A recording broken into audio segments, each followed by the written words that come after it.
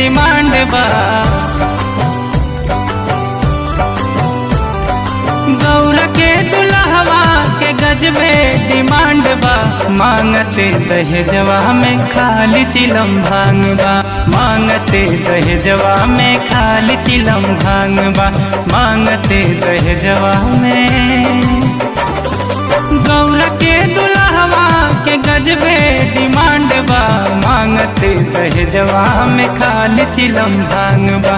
मांगते दहेजवा में खाली चिलम भांग बा। मांगते दहेजवा में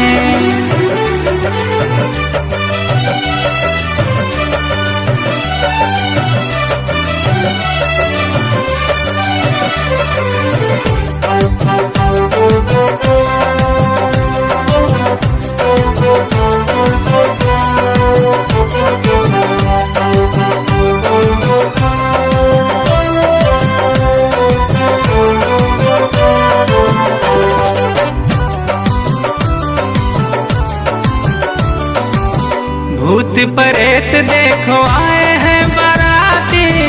एक उन ढंग के हैं भोला जी के साथी।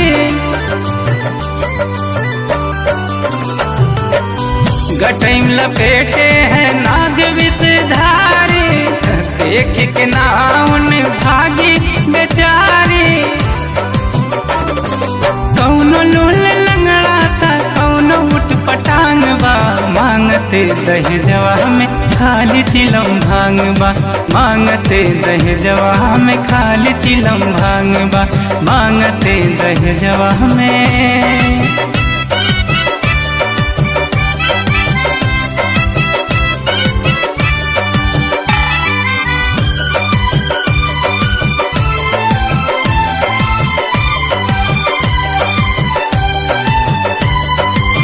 पहिरावा देख शिव के समझे सब बहोरा। ये सब देख मुस्काए रही गौरा।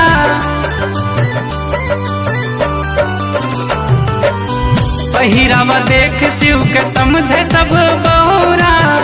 ये सब देख मुस्काए रही गौरा। शिव शक्ति से ही चलत ब्रह्मांड बा। मांगते दहेजवा में खाली चिलम भांग बा। मांगते दहेजवा में खाली चिलम भांग बा। मांगते दहेजवा में